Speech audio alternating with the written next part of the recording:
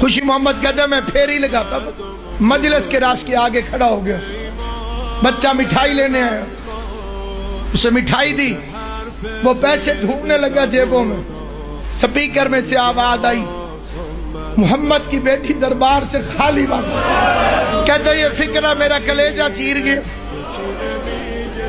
کیونکہ یہ بندہ شیعہ نہیں تھا۔ وہ کہتا ہے میں نے ذاکر کو بڑی گالیاں دی دل کے اندر کہ وہ رسول کا صحابی، وہ رسول کی بیٹی کیسے خالی بھیج سکتا۔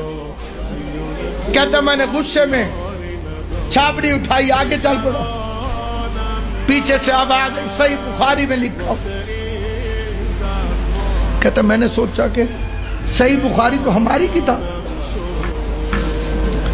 اگر یہ غلط کہہ رہا تھا تو سپیکر پہ کیوں کہتا؟ اسے ہمارے اس محلے کے کسی مولوی نے آ کے روکا کیوں نہیں کہ صحیح بخاری میں تو نہیں ہے؟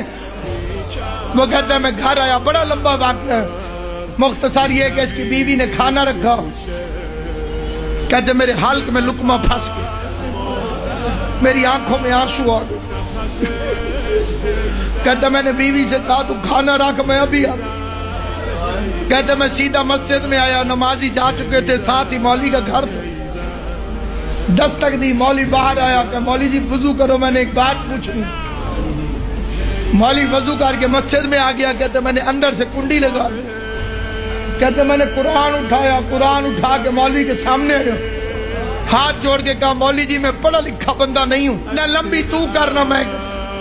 مولوی کہتے پوچھ خوشی محمد۔ کہتے میں نے سر پہ قرآن رکھا، میں نے کہا بتا حضور کے بعد ان کی بیٹی حضرت فاطمہ زہرا خاتون جنت دربار میں حق مانگنے گئی، دربار میں حق مانگنے گئی تھی۔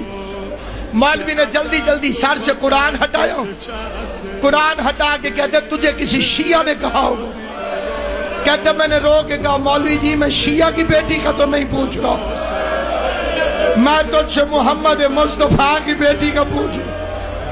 کہتے میں نے واپس قرآن رکھا، مولوی کہتے گئی تھی۔ کہتے میں نے رو کے کہا اللہ کرے اگلی بات سچی نہ ہو، میں نے قرآن رکھ کے کہا خالی واپس آئی یا حق لے کر آئی؟ مولوی کہتے اس کا حق بنتا نہیں تھا۔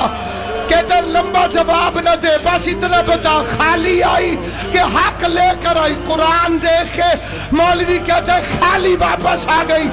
خوشی محمد کہتا ہے اللہ کا قرآن گواہ رہنا، آج کے بعد میں شیعہ ہوں۔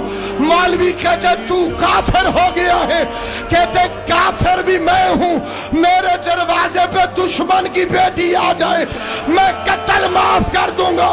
یہ کیسے مسلمان تھے؟ محمد کی بیٹی سوالی بن کے ایک ایک سے کہتی رہی حیا کرو، میں تمہارے رسول کی بیٹی